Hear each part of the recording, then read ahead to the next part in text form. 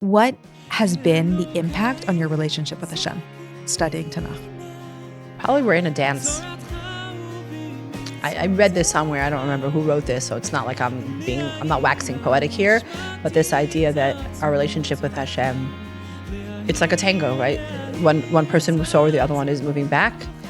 And I feel like sometimes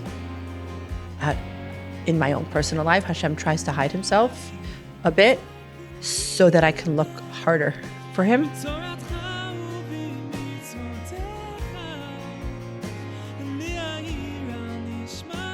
Hello there, I'm Tanya, and you are listening to Human and Holy. Today's episode is a conversation with Racheli Luftglass, who is simply phenomenal. She is the Judaic principal of the YULA Girls High School in LA, and she's also a woman who has taught and studied Tanach for years to thousands of women around the globe. So it's only fitting that we have her here today to speak about Tanach. This woman has such a passionate, deep, personal connection to the characters that she studies and teaches, and you're going to feel it from her here, how the characters from Tanach just come alive for her, are so rich and deep and truly guide her in her life. She literally talks about how she thinks, what would this person do, this character from Tanach? And my curiosity was piqued about Tanach in a new way after our episode with Hani Muchkin, which is titled I Fell Apart into the Torah, where she speaks about finding real emotional resonance in the weekly Parsha. And I wanted to do more of that exploration on the podcast, more exploration of the characters, the people, the places in the Chumash to glean the rich wisdom that it has for our own personal lives. And there's something about our primary text that is just so pure to connect to, and that feels like such a homecoming. So I'm so excited to be doing this episode, exploring some characters in Tanakh, the rich life lessons for each of us, and how we could really hold them up as our true spiritual role models of what it means to be a Jew. Racheli, welcome to Human and Holy. Hey, Tanya, thank you for having me. I'm so excited to have you here tonight. And tonight, I feel like I'm just going to be I'm just going to be basking in your ray, literally. Every single time I hear you talk about women in Tanakh, I'm just like, I'm feeling it. I'm loving it. I love your passion. I love your enthusiasm and all the information that you have as well. And like the love for it. So I'm very excited to be doing that tonight with you. So Thanks for being here. Thank you. Thank you for having me. So introduce yourself. Tell us a little bit about who you are, and then we'll get started on our topic. My name is Racheli Luftglass. Yeah. I'm originally from New York. Yeah. Moved here in 2017 when I became the Judaic Studies principal at YULA High School. I love the fact that I really feel like I have my finger on the pulse of so many different girls. And because it's a school for so many different types of girls, it's really a beautiful way to see so many different girls come together, so many personalities, so many different strengths, so many different passions. And I love the fact that we're small enough that I can know so many of them and get to know them well, and they get to know me, but at the same time large enough that there's diversity for them to kind of feed off of each other's strengths. Yeah, that's so beautiful. And I've seen you do that, and you even offer different teachings from different ways of being a frum Jew to allow everyone to really find their path. For sure. In Yiddishkeit. Yeah. Which is so beautiful. Thank you. And what have you taught? What subjects have you taught in school? At YULA, I've been teaching strictly really just Navi mostly, or Ketuvim and Nevi'im. But I've been teaching for many more years than just I've been administrating at YULA. And I've taught, at this point, many different Sfarim in Chumash, Navi, and Ketuvim, even some Halacha and Machshava. But I think my passion is probably Tanach. Yeah. Your passion for Tanach is so pure. It jumps out of you, literally. Yeah. It comes out in random times. We go to shul together, and I get to just randomly hear it come up. It's something that is so authentic to who you are. And that's why I'm really excited to hear about it from you. Right. I mean, my kids laugh. My biological children laugh at me. Whenever something comes up at home, either there's sibling rivalry or sibling excitement and laughter. Somebody will say something. I'm like, oh, that's just like so-and-so. They're like, yes, we know. There's someone that's Tanach that had the same thing. It's the joke that never gets old because they know that that's always going to be my go-to. But that's so beautiful. You're really living with it. I love that. Yeah. Okay, so tell us how your love affair with Tanach started. What is it about it that draws you in? I don't remember when I first liked it. I don't even think it was my strong suit as a kid. Okay. I I remember actually not even doing so well in Tanach classes in my early years of high school, probably because the chronology of the books of Tanach didn't really resonate with me. I remember often making mistakes, let's say in Sefer Yoshua in 4th grade. The story of Yericho and the walls was the same as the Yarden splitting, and the Yarden splitting was the exact same thing as Yam Suf. I didn't understand that those were different stories. Yonah and Noach both had water problems and fish problems, and it was all the same to me. And then at some point it just clicked. I don't know why. I know that I had a teacher in high school, Mrs. Sales, who gave me an award for Navi, and I remember thinking to myself, why would she do that? And I didn't understand that she saw the passion in me that I didn't have. I still have that beautiful gold medal in my parents' house in New York. And I just, after that, I kind of fell in love with it. My mother was a Chidana Tanach queen, let's say, from actually hailing from Brazil originally, ended up in Israel and came out really strong internationally. So that was something that she was always passionate about when I was younger. But she never tried to force that on me. It kind of just happened. I remember when I was in seminary, I think that's when the classes that I took, I remember writing letters, very old school. Yeah, I'm that old. We wrote letters, not email. Sending my mother letters, and she would write me back letters, commenting on things that I had learned. And we would discuss that together. And those personalities in Tanakh really came alive for me then.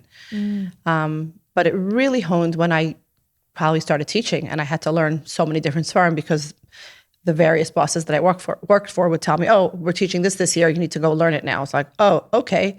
And I would spend my summers researching and then spend the years teaching it. And that's really when I felt like I can open up any book in Tanakh and really try to find a way to make it resonate for me. That's like your crash course into learning any book. For sure. Tanakh. Yeah.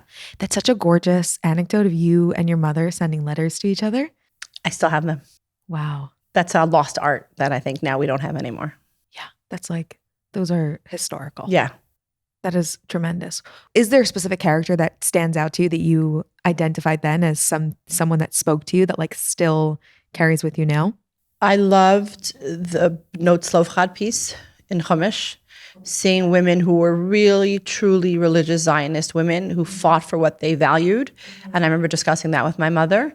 I definitely wouldn't say that that's something that now is something that I teach about often, because I really stick more with Nevi'im and Ketuvim than Chumash. But those were probably the first women that I was like, oh, interesting. That's so different. And the fact that their story is mentioned quite a few times in Chumash, not just one time. They're more than just a blip in our story. To me, is part of that same message of B'zchut Nashim Tzidkaniot. They didn't just get us out of Mitzrayim; they really took us to our the next path in our journey. That was a big deal for me. Okay, give us a 30-second cliff notes about who Bnos Tzelofchad are. 5 daughters knew that their father had no sons, and they wouldn't have property in Israel. And Moshe is, on the verge of giving everybody out their nachala, their property in Israel, and they weren't going to have any because there were no brothers, and they didn't know what to do.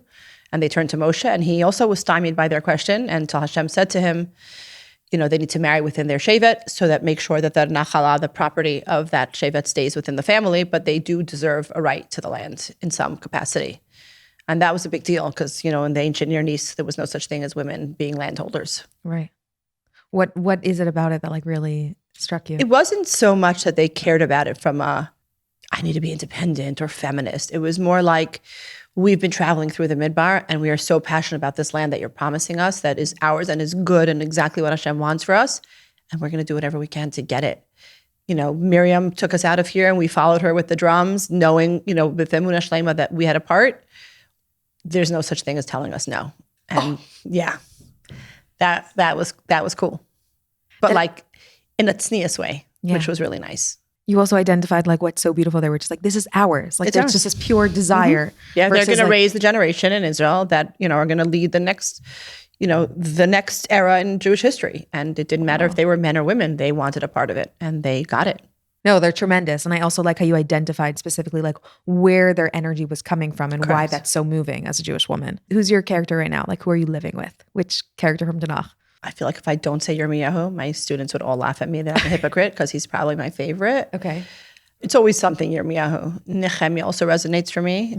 If I would talk about men, I would say probably Nechemiah or Yirmiyahu. Women, I find Devorah interesting, but hard. Not everybody gets to sit. No, not most women don't have nevuah. So it was very, in some ways easier for her to lead the people as a judge in a man's world, so to speak. But easier because she has nevuah, right? Most of us don't have that. Yeah. At times I find her very interesting. I definitely think Rivka is unbelievable as one of the imahos. Rachel and Leah, I was always fascinated by, because it's my name.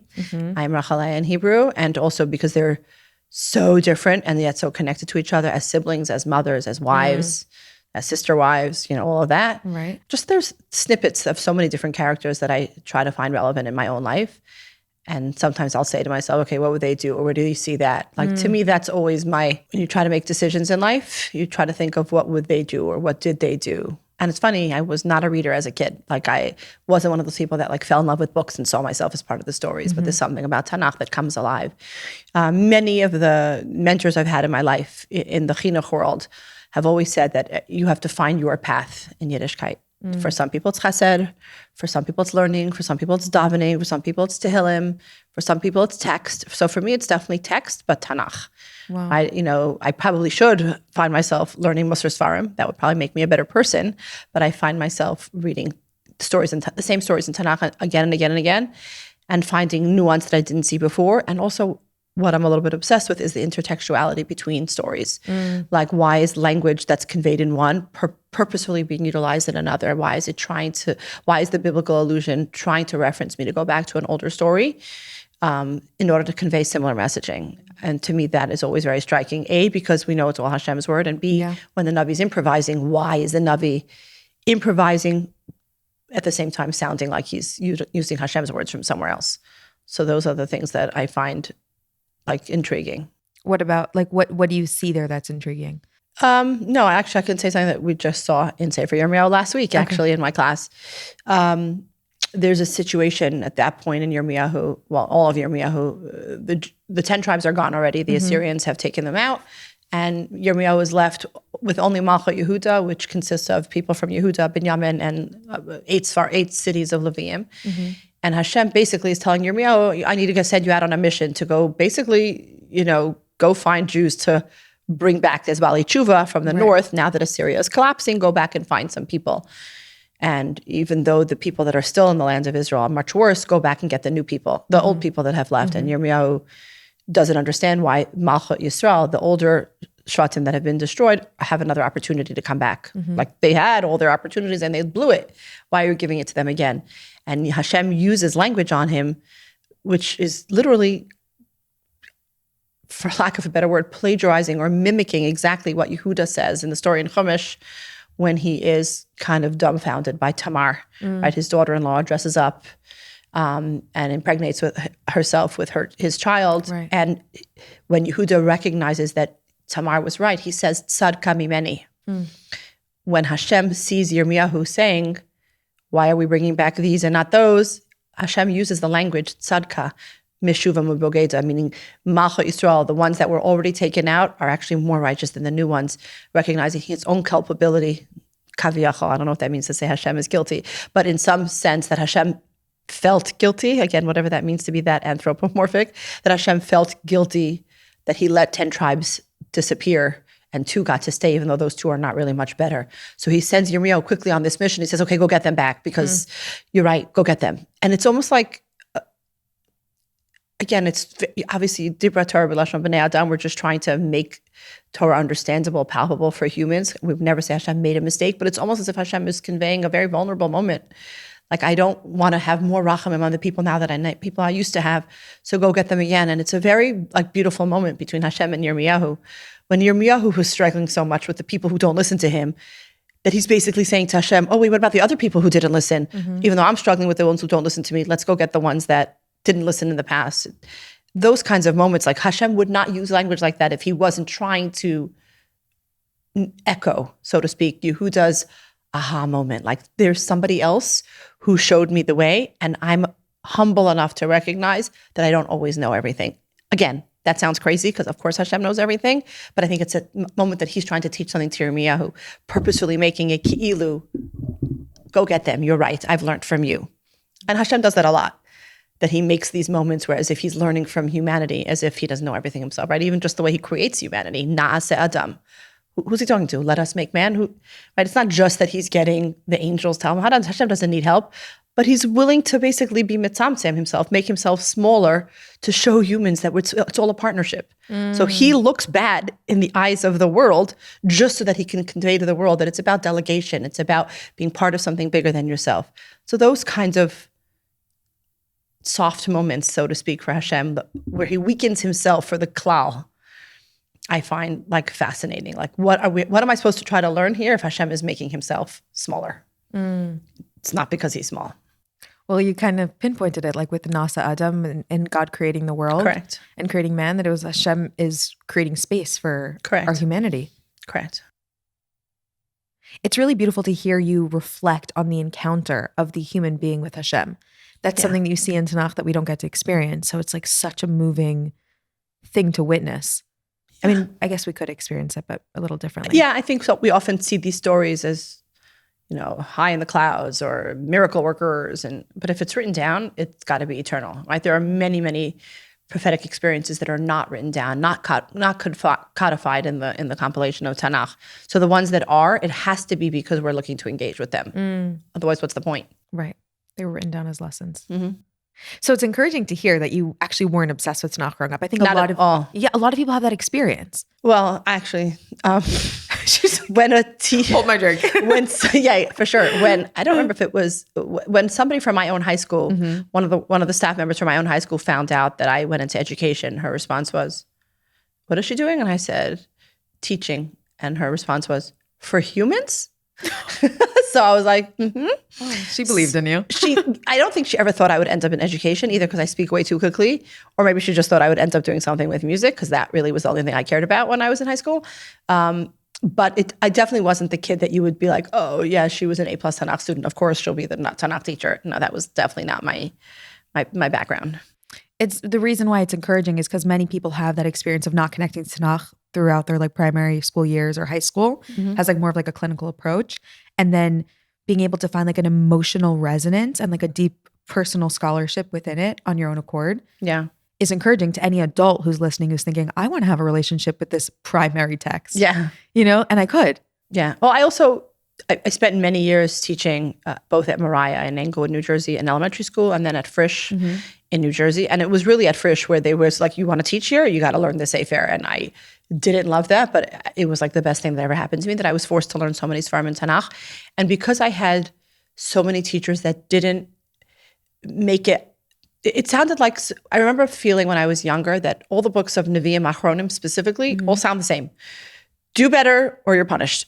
Like, be nice or you're punished. Be from and be nice or you're punished. And to me, that like it has to be more than that. And when I had to teach Svarim that sounded like a lot of that 66 prakim of the same thing from one Navi, it had to be more. And that's when I started digging into figuring out, well, what were the other stories in the world at the time? Like, what are the vertical histories, the imperial histories at the time? And all of a sudden, some of the analogies that the Navis are making are relevant based on what was the typical, let's say, career of mankind at the time. Like, oh, now I know why he's always making a particular type of a pottery analysis, or why this one is always making an agricultural analysis, given where he's living in Mesopotamia, given what's going on, let's say, in Persia or Greek, or, well, there was no Nevi'im anymore for Greece, but Persia or Babylon or Assyria, really depending on what was going on at the time. So for me, it was important to understand the zeitgeist even outside of Israel in order to understand why the Navi was so necessary at the time.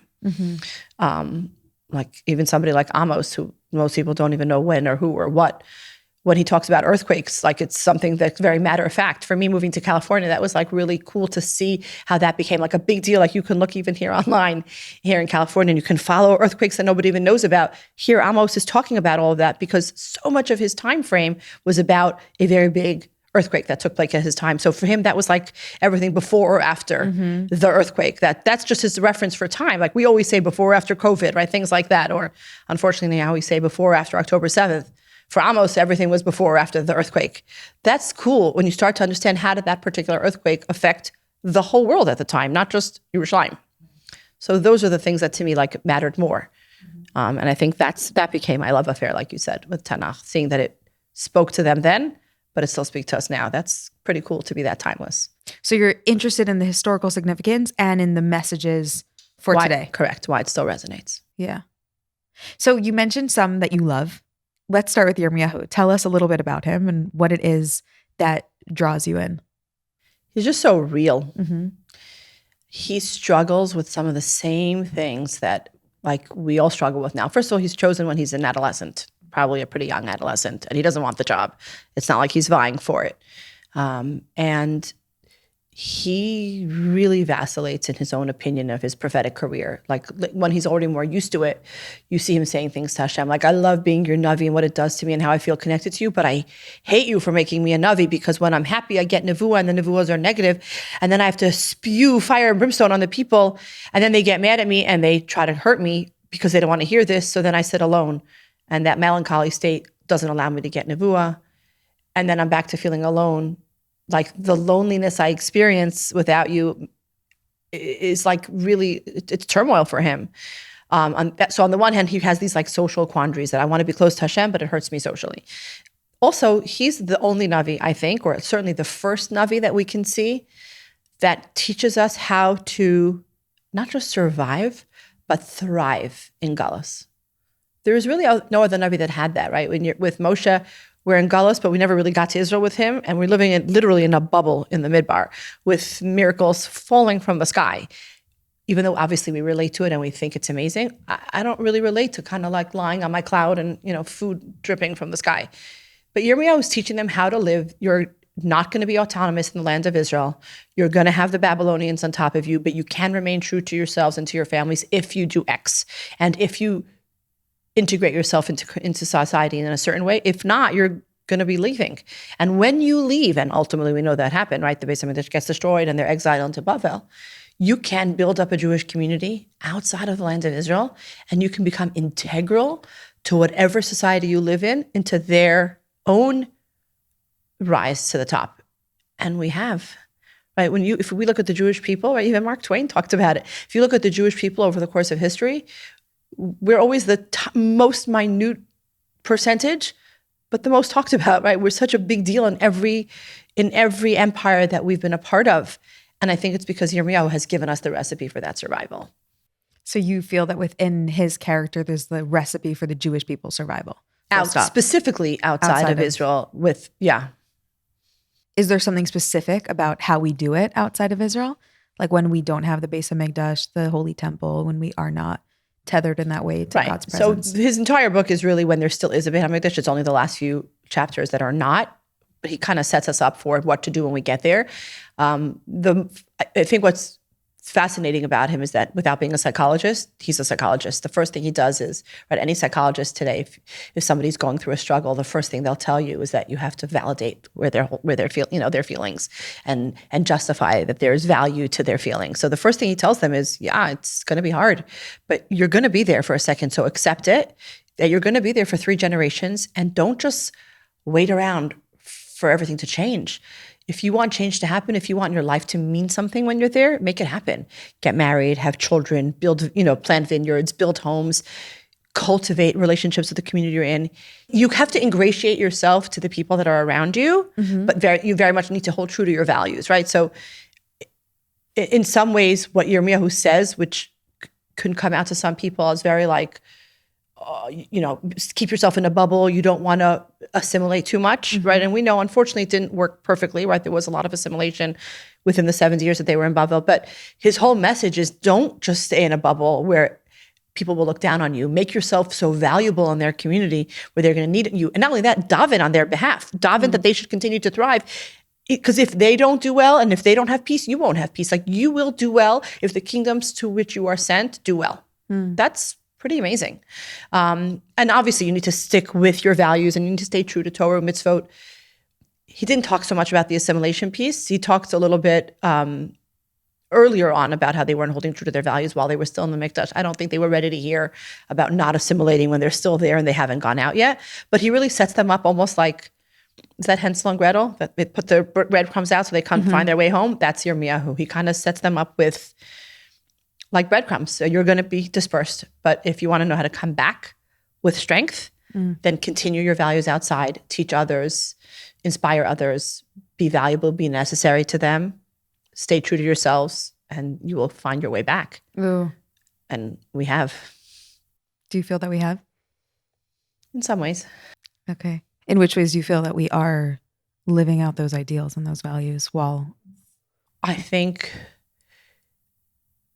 there's a strong Jewish identity of pride throughout the world, whether it's in places where the Jewish community is small or larger. Obviously here in California, and I've lived in New York, right? Obviously it's a very big Jewish Orthodox presence.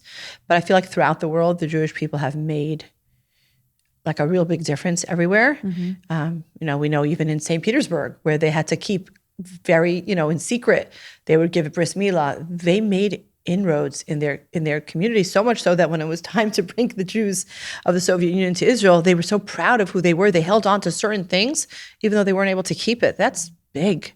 Like, who else does that? Who else is oppressed and beat down and still wants to be connected and still wants to,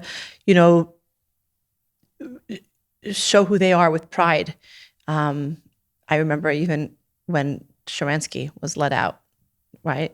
When he was liberated, I remember him talking about his Tehillim that he had everywhere. To me, that was like amazing. Here you had this like Jewish boy who didn't know he wasn't a boy anymore, but right when he was young, didn't know very much about Yiddishkeit, but like he knew that there was something in that, and he would read that Sefer and learn about it. And later on, when he got to Israel, he would study the characters, that Tehillim would refer to, specifically David. And to him, those were like his heroes. Like, what did he know as a boy locked behind the Iron Curtain all those years? Right. I find it amazing that like wherever we are, we try to make a difference, and we do. And everyone's talking about us. Yeah. Yeah.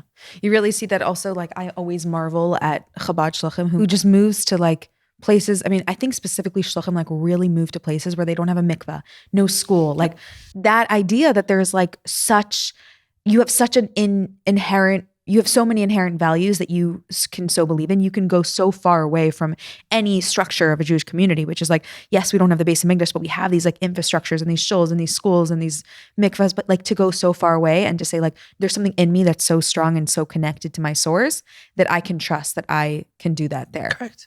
And the fact that anyone could go into, like you mentioned, the Chabad Shluchim, anyone, no matter how observant or connected they are to Yiddishkeit, can go anywhere in the world into one of these places and feel like I'm a part of that, even if I'm not religious, or I am religious, or I'm Chabad, or I'm not Chabad. There's something that just connects us all together. There's, like you said, like a source that connects all of us.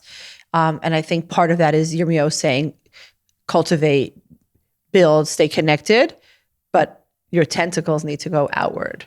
Right? I think that's why Hashem compares humankind to a tree. Right? What does that mean? Adamu eitz hasadeh, that we are like a tree.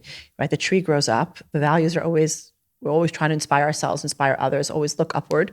But the only way the tree is strong is that the roots keep going down further and further into the ground, like making those roots stronger. And if I see that like illustration, so to speak, in my head, that's what continuity is for us. There's no other way to do it. Yeah. It's a beautiful visual also because like the deeper the roots, the further the branches can stretch too. Correct. Because like there's a stronger base, and that whenever you want to like stretch more, you have to grow more underground. Correct. How do you feel in your own life, if you'd be comfortable sharing, have you been able to like express this value in a personal way? Which? This value of Yirmiyahu, of being able to like maintain your inner sense of connection to your values and your Jewish values as you go out into the world to have an impact. Thank you for making me pretending like that I get to keep my values. I mean, I'm very lucky. I do live in a bubble. I don't really go outside of that bubble so much. So I'm not going to pretend that I put myself in an environment that it would be challenging for me. Like thank God I've never struggled with, should I be observant? Should I keep kosher? Should I keep Shabbos? That was never me. So I can't really speak to that so much. Although I understand it when I see it in a lot of other people. For me, it was sometimes more about traits, certain middos that were harder for me or are harder for me to cultivate or to strengthen. And then I'll see someone else who has a similar problem to me and what they did to do it. Even my own mother, I would say, is like so different from me personality-wise. But the things that she's able to be strong about, I was always awed by that, even if I couldn't mimic it. And try to find like, okay, where do I see pieces of that personality in different people? And how did they use the opposite side of that midah? Like, for instance, I'm unfortunately not great yet with my patience, right? I've learned to say yet. It's something that I think my whole life I'm going to work on. And I try to, and my mother was always the opposite, had more patience than anyone else, right? My own children cannot say what I said about my mother. I don't think I ever heard my mother yell when I was a child, ever. Wow. In my whole life, unless there was a dog and she was afraid of dogs. But I never heard her yell or scream at us. And so trying to figure out, like, where did she get that strength from? And where do we see in Tanach someone who's maybe more like me, not like my mother, who struggles with their patience and channeled their assertive personality, if I don't want to say like bulldozing personality, how do they channel that for good as opposed to bringing themselves down and the people around them down? So you look for, first of all, that is like such a real example. And I love that you shared that. And also how you reflected how like every struggle that we have is also counteracted with like a beautiful gift. Right. Figure out how to channel it the right way. Correct. Right. And so you're saying that you look to characters in Tanakh who have similar struggles to find guidance on how to move forward. Is that where you were? Yeah. I mean, obviously I'm projecting, right? Because you never see a character in Tanakh saying, oh, I struggle with patience, or I struggle with anger, or I struggle, well, I'm a miser, I struggle with whatever it is. Yeah. But you try to really project or put yourself into those positions, right? You know, if you, everybody tells us that the word tefillah, right, comes from the shoresh palel. Like davening means, palel, pei lamed lamed, really means to judge oneself. It's a reflexive verb.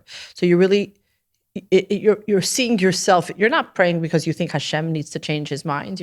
We daven because we want to judge ourselves a certain way and see what it is that we really need. So much of that is we put ourselves into those voices to try to see ourselves, to better ourselves, right? That's what it means to be part of a Mesorah, a chain, a link that's so much bigger. Otherwise, why do we even say that we're standing on the shoulders of giants if we're not looking back to see who's carrying us, right? If we don't learn, I don't want to say from their flaws, but from their choices, and sometimes they're very real about it, then it's hard to relate to them, right? If David HaMelech was characterized as somebody perfect, then what am I going to learn from him? Like, I'm not perfect, right? Even though the Gemara might say that he never sinned, then all the Mefarshim go on to like specify his sins. He paid back for it. He knew he paid back for his sins, specifically with Batsheva. So if he wasn't learning from it and seeing how he can come out of it, then how should I? Right? So I think so much about the way these stories were written or codified, even if they weren't written that way originally, was so that the messaging could be eternal for each person individually and for us collectively. Well, you mentioned Devorah, that she's one of your like intriguing figures in Tanakh, and she's so interesting because she's a prophetess. And I think that what you often see is that we like distance ourselves from the characters of Tanakh exactly as you're describing, where we say like they were able to receive some type of divine connection, but like we can't. Like we're just going to look at them as these like far off figures, some other religion almost, you know, like just like deduce like tiny little messages or lessons, but like we really can't put ourselves in that place, even though, as you said, like we are part of that chain. Like, correct. Yes, they are our founding members, but we're part of the same chain. Tell us a little bit about Devorah and like how you think we can take Devorah's energy and personality and way of being into our current generation. Not so much in Perek Dalet of Devorah appears in both Perek Dalet and Perek Hey of Sefer Shoftim, chapters 4 and 5 of the Book of Judges. Chapter 4 is essentially the story of what's going on with the king, who's basically the enemy of the Jews and causing trouble, and his general of his army, and then how they become victors in the story, how they emerge victorious, and then Perek Hey is really her shira, her song, about how, you know, her expose for what happened and what was. And I actually see more in her shira, I think, than the actual narrative, because it's unbridled. You see a lot of unbridled passion. So I say, for me, who sometimes I need to rein in my emotions, right? Like I was saying before, she's not afraid, again, because she's in that role as a leader, right? It's not unsolicited advice. She is being asked to lead the people. So if she's already being asked for this role, and we know that both men and women would come and sit underneath her tree, so to speak, and ask her to adjudicate for them in different decisions. But because they already looked to her that way, she wasn't afraid then to rebuke them when necessary. There were certain shvatim that did not come and help others in the fight. And she's not afraid to rebuke them. And at the same time, and in the same verse, she praises the ones that came without being asked, who didn't even live nearby and came to try to help them. So I find a way that she's able to balance her audience at the same time, right? You always think that people are either in a moment of negative or positive, right? When they're not being neutral, whatever their messaging is either negative or positive. She finds a way to be both in the same moment. I think there's an art to that. Some people say Barak was her husband. Some people say it was just someone that she was, kind of help building him up to try to help him go towards bringing the other woman in the story, Yael, towards victory. Whether he was her husband or not is not really relevant, but that she's not afraid to state her beliefs in front of someone who was held to very high, in a very high way amongst the Jewish people. And again, in that same moment, she trailblazes as a woman with a voice, but at the same time, she's a little bit more, not behind the scenes, but a little bit more reserved in what she says. I think the ability that she has to rebuke and praise simultaneously in her song, she learned from another song. And again, I'm a musician, so those things always meant something to me. In Az Yashir, we see, even in the language, when the Jews, after they cross Yam Suf, right, Moshe and Miriam lead the people in the song, where you see it when it talks about Hashem, Yemincha, Yemincha. Why is the Hashem, your right hand, your right hand? And the Mefarshim talk about, why does it say your right hand twice? It's the same concept, that normally we think that with one hand you push away and with one hand you bring closer, but Hashem used his, again, being anthropomorphic, used his same strong hand to do both, to push away the enemy and to bring close the Jewish people. So I think she learned, again, me projecting, she didn't tell me that this is what she did, this idea that I can praise people and I can rebuke people in the same moment with the same passion of tenderness and fury. I think that's unique. That's so interesting. And also her ability to have like moral clarity and to differentiate between what is right and wrong. Yeah, but again, people can argue, is that her moral clarity or is that her prophecy? Right. I don't know. But her ability to like interact with the people in that way is her character. And that they kept coming, right? There's not a lot of women who are strong and assertive and the men keep coming to hear more. They're not coming back. They came back. Oh my gosh, they came back. They came back. They kept coming. That's amazing. I mean, look, even her name, Devorah. What's a Devorah? It's a bee. A bee stings. Right. But what do we get from a bee? We get honey. Ooh. One of the most sweetest natural things. Beautiful. You're a principal, so this is something that what they tell me, Yeah, that's what they say. So that's something that you have to do, like kind of interacting with people in that way, being able to like be loving, build people up, and also to draw certain lines or to. Yeah. How have you been able to incorporate that into does it come naturally to you? You're a feisty woman. I'm definitely feisty. I think it comes naturally. Well, first of all, I'm lucky. I have a wonderful team of people that I work for and work with. The other principals that work together with me, we're all type A. We're all strong women, which is like amazing.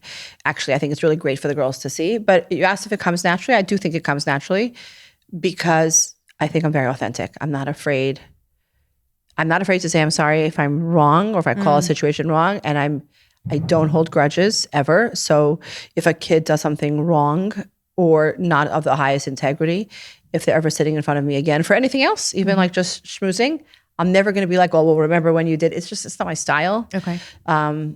So I think they see that I'm very authentic with them, and I really care. I'm not just, I'm not just trying to check boxes.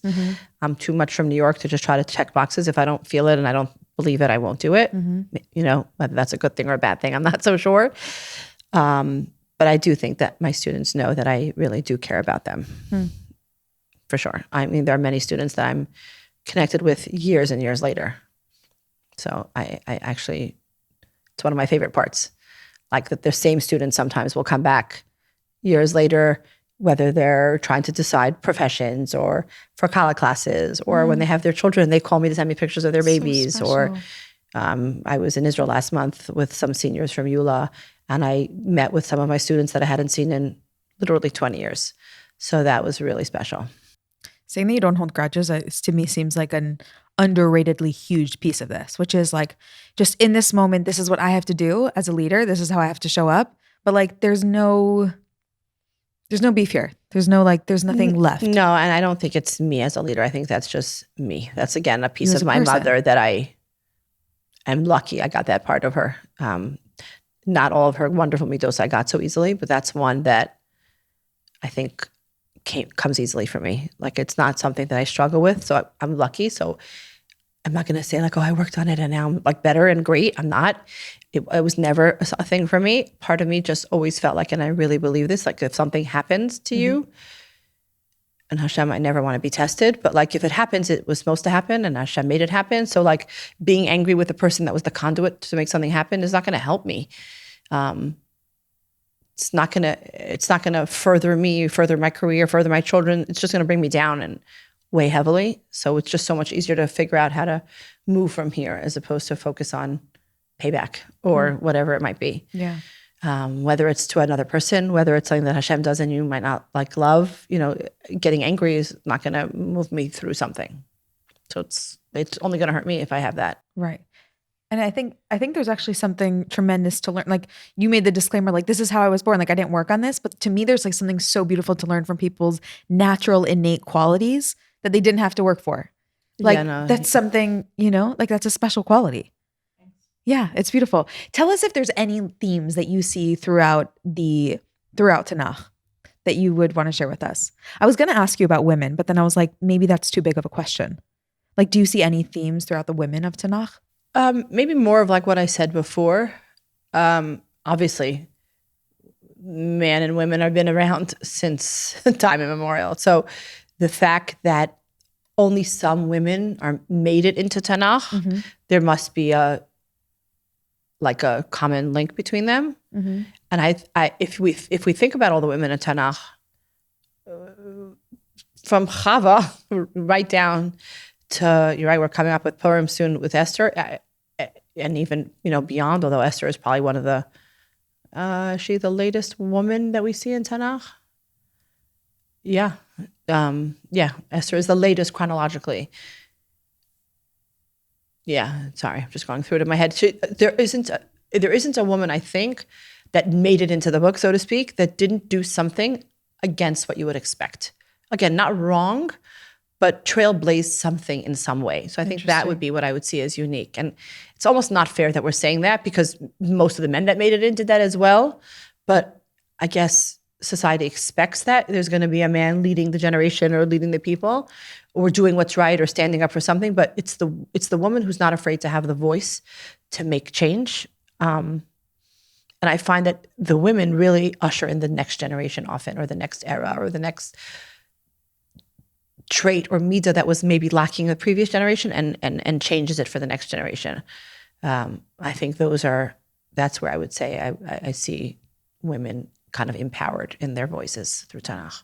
It's interesting to hear that thread between them. And as you said, like the men also did something noteworthy and trailblazing.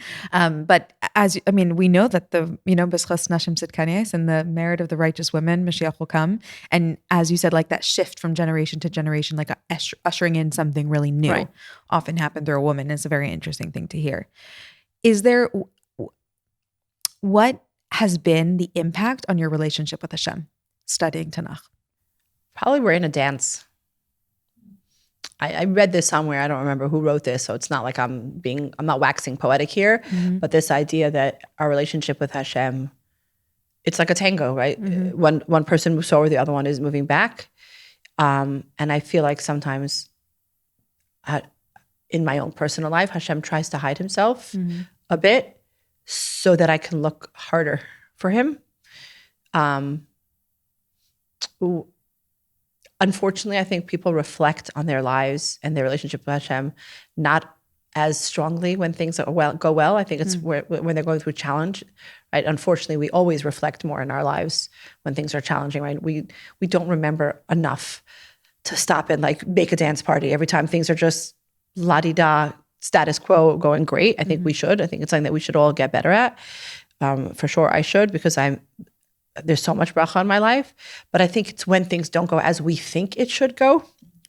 That's when we start to reflect and introspect and question. And I wouldn't even say that that's where Tanach has kind of pushed me in my relationship with Hashem, in my tango. I think there are different people or snippets of stories that I have heard over my life that have really made an impact on me, and those became aha moments for me later on. Just to give you an example, like when I was in Israel Nachshon Waxman, the soldier, was kidnapped. Right? Most people don't even remember who that was. I don't remember if he was tramping to the army base or tramping back home from the army base. I don't remember, but he went missing, and his mother, Esther Waxman, was nonstop talking about how he's going to come back, he's going to come back, he's going to come back. And there were a lot of naysayers who really said, you're crazy, don't make us stop in, don't stop traffic, everybody should go to the hotel. And I remember somebody said to her afterwards, like when her son was killed, literally moments after he was practically found, somebody said to her, I guess your God said no. Oh, sorry, I totally messed that up. Somebody said to her, oh, I guess Hashem wasn't listening. And she said, what are you talking about? Of course he was listening. He said no. Like for a mother to publicly make a statement that, of course Hashem heard me, he said no, was like really looking to Hashem as her father. I remember I was a teenager and I remember being like, huh? What is that? And even in my own personal life, my mother has made comments like that about things that have happened in her life.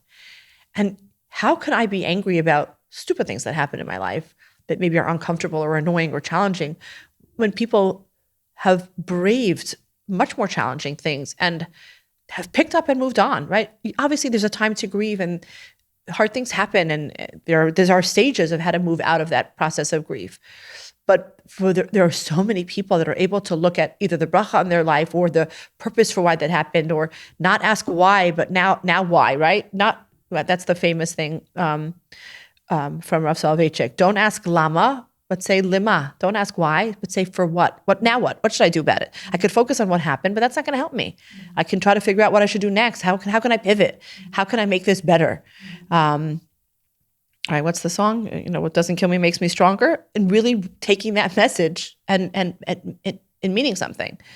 I for sure see that in Tanach. I for sure see that in people who live by the values of Tanach, like Esther Waxman, like my mother, like so many other people that, I could think about in my own personal life. And to me, that has been a dance, because it's not always easy, right? Sometimes things hurt. Sometimes things sting.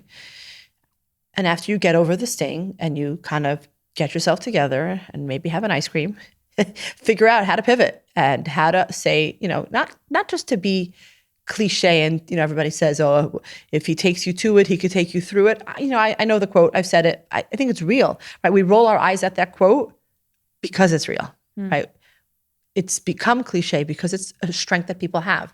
And I would much rather surround myself with people and try to be that person for other that really lives by that. Yeah, I'm allowed to cry in my bed for a little bit.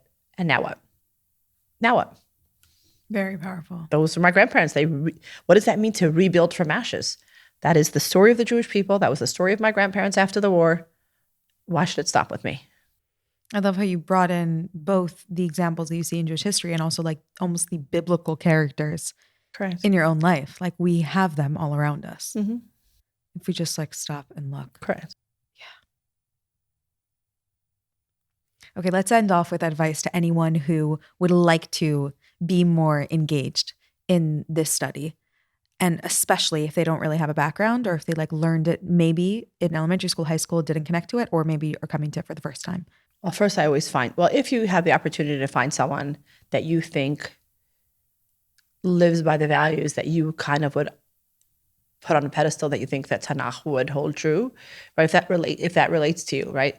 Finding aspects of character, right? And some people do that with books, right? I have an 11-year-old daughter who does that with books. She sees herself in different fantasy characters.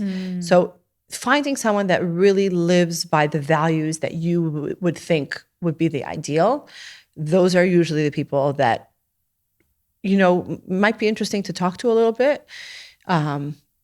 But I would say just a tiny little bit goes a long way.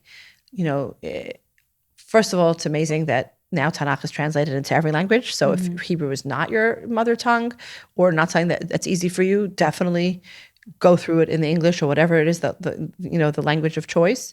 But recognizing that there's something to the actual language, right? The etymology of certain words or the intertextuality between certain things is lost if you're not doing it in the original. So kind of pushing yourself, even if there's a story that you're interested in or something that you're curious about, start with curiosity. That always matters more. There are so many amazing learning opportunities now online, right? Whether you're, exercising at the gym or you're driving in your car, there are, besides a million podcasts, there are Nach Yomi initiatives, right? Even I'm part of the OU Women's Initiative. I've done a few svarim, of learning that you can do a parak a day, a chapter a day, or just a few psukim a day.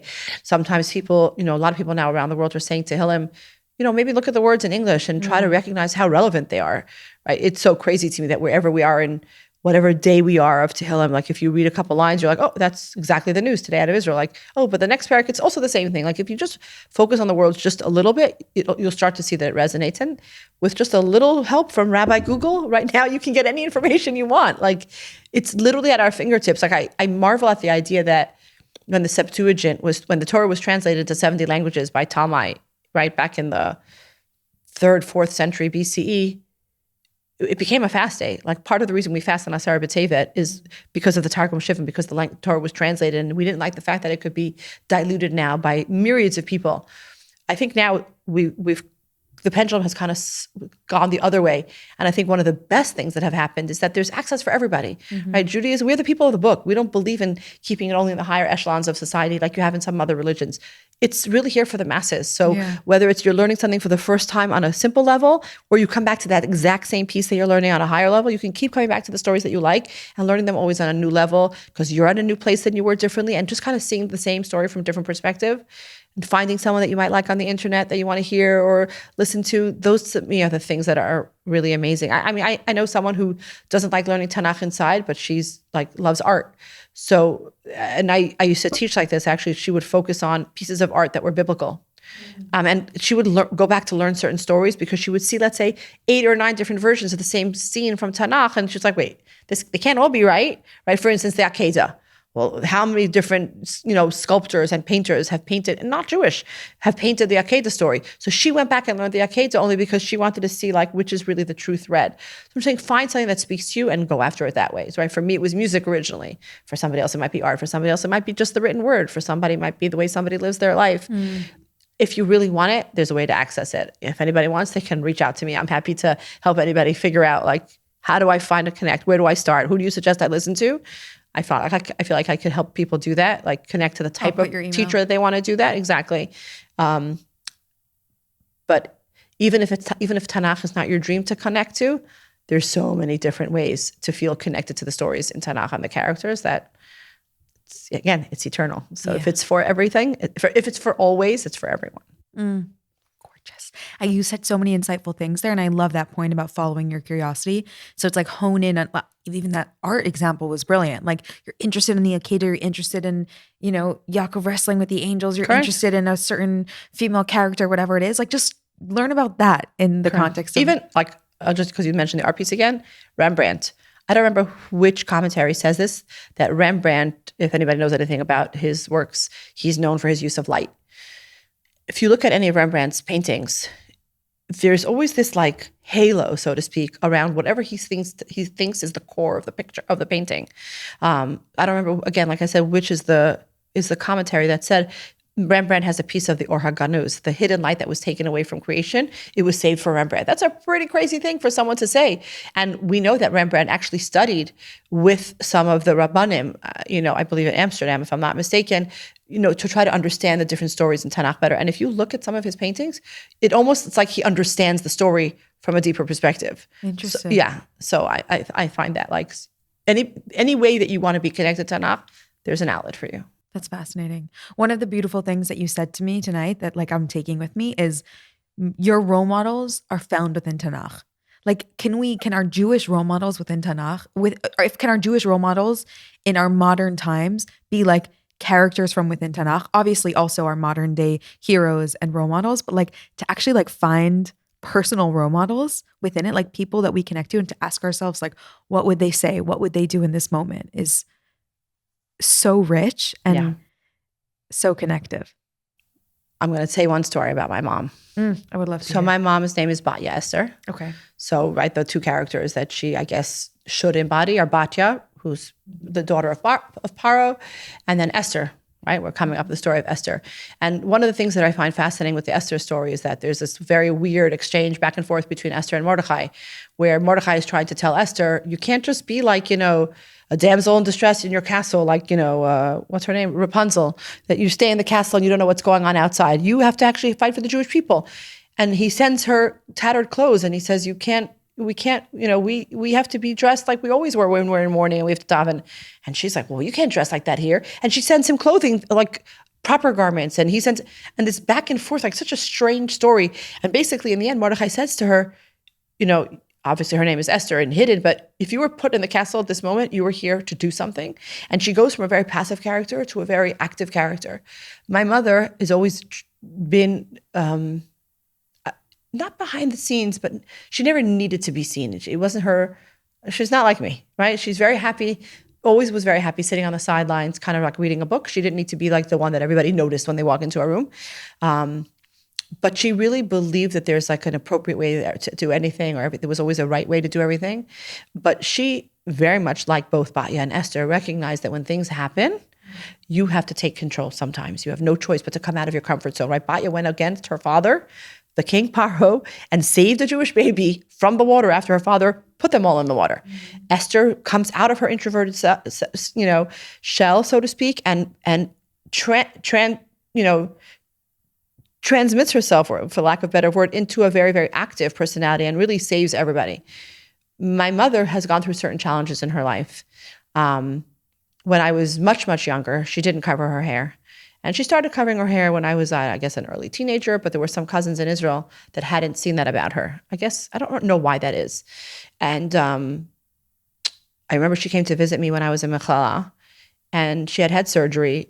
And I guess I remember very clearly, the cousin said to my mother, oh, I guess the surgeons must have shaved your head. That's why you're covering your hair now. Not knowing that she had started covering her hair a couple years before. And I remember sitting there thinking to myself, oh, they shaved her head? I didn't even realize. Like, I didn't think like that. She's like my perfect mother. And my mother, without skipping a beat, looked at her cousin and said, no, I guess I was makdim refuah lamaka. Meaning, I guess I preempted the punch, so to speak, with a healing beforehand. Like I preemptively put on a wig before anything happened that anybody would notice that I had pain. It's hard to describe what that phrase means. Hashem is makdim refuah lamaka. He always puts the antidote for any problem in front of us before he gives us the problem, right? A vaccine has the disease in it. We inject ourselves with the disease, so to speak, so that we're prepared to fight off the disease should it come. But when my mother said that statement, not at all bitter that she had this very trying, brain surgery, but like, oh, I covered my hair already beforehand. It was easy for me. Like, it's not a big deal that I covered my hair. I remember sitting there like this. How could I ever question anything that happens to me? When my mother went through this and she's like totally Rico Suave about it. So to me, there are role models of Tanach everywhere. You just have to want to find them. Oh, you're saying not just within Tanach. Yeah, she was, for me, a living role model of the Batya personality. There's something that's in front of me. I could be upset that my father did this, or I could do something about it.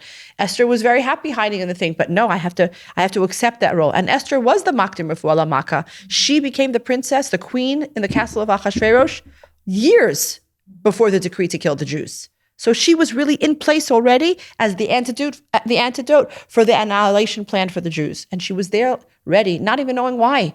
And she could have instead been furious that she was stuck there locked in the kingdom. Or she could have taken that moment, and she did, to realize why she could make a difference. And that's my mother.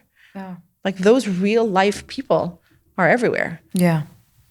We just have to look for it. We just have to want to look for them. We have to want to look for it. And I think it's like a double significance when they also carry biblical names, and you can find the correlation between their character and the characters that they're named for. For sure. Yeah. This was so beautiful. Thank you. Thank you, Tanya. This was so much fun. Thank you so much. You made it easy. Okay, good. I'm glad. Thank you so much for listening to this episode. I hope you loved it. And if you did, don't forget to leave us a 5-star rating or review. Helps other people find the podcast. It uplifts us and helps show us that you are loving and connecting to the work that we are doing. We love hearing your feedback. So email us at info@humanandholy.com. We love getting guest recommendations, follow-up questions, topics you'd love to see us explore. We are always in dialogue with our community, and your questions and feedback really gives us guidance on what topics you want to see us explore. You can also connect with us via Instagram at Human and Holy. Follow us on YouTube to stay up to date with all of our videos every Sunday morning. morning, Spotify, Apple Podcasts, humanandholy.com. Thank you for being a part of this, and I'll see you next week. Bye.